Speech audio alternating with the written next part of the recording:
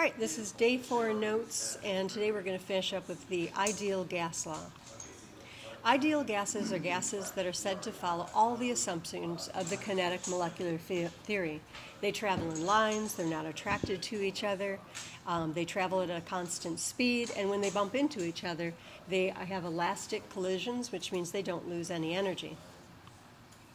An ideal gas is also considered to conform to all the gas laws. So not only the kinetic molecular theory, but every law that we've learned about so far, which is basically the combined gas law.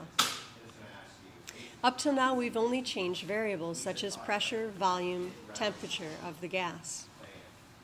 In each of these cases, the amount of gas was assumed to be constant.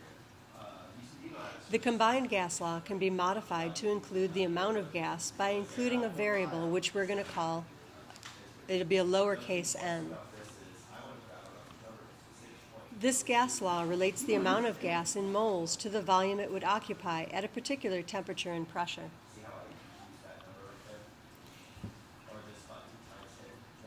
So PV equals nRT, where pressure equals the pressure in atmosphere, volume equals liters, number of moles is little n. We're going to use a new constant called an R constant. You should have put your name on the calendar. And temperature is going to be in degrees Kelvin.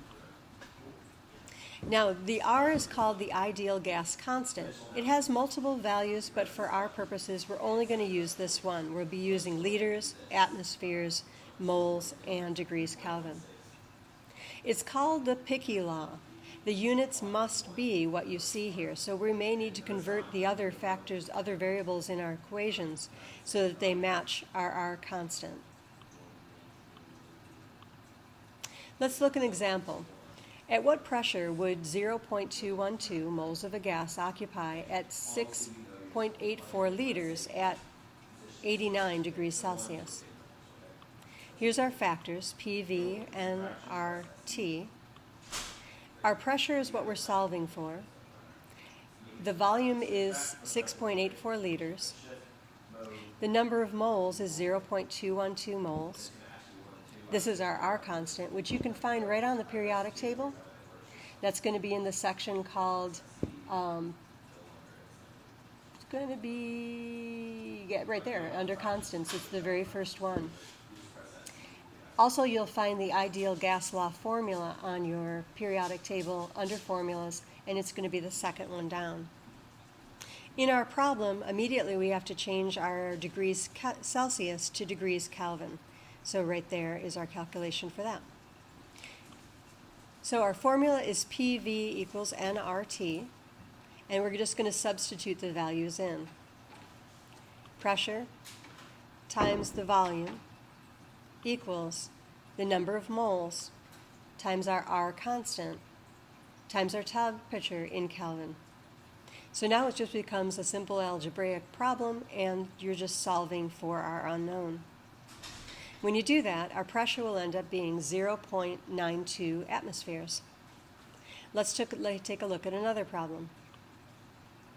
At what temperature would, hang on, let me get rid of this. I need tomorrow. At what temperature would 52.3 grams of methane gas occupy 65.7 liters at 184 kilopascals? So let's go ahead and identify our different variables. Our pressure is 184 kilopascals. Volume is 65.7 liters. We're told we have 52.3 grams of methane. There's our R constant. And our temperature is what we're solving for. So in order for me to begin this problem, I actually have to convert a couple numbers here. Let's go ahead and start with pressure. Well, 184 kPa, I need to change that into atmospheres because that's what my R value has. Remember, I have to stay with those. And that will give me 1.82 atmospheres. My volume is in liters, so it's fine the way it is. Now, my moles have to be converted. I've got grams right now. I need to know how many moles of the substance I have. So I'm going to do a short dimensional analysis. The weight of methane is 16.05 grams in 1 mole. And that will give me 3.26 moles of methane. Well, now I'm ready to start substituting in my variables. My pressure is 1.82 atmospheres.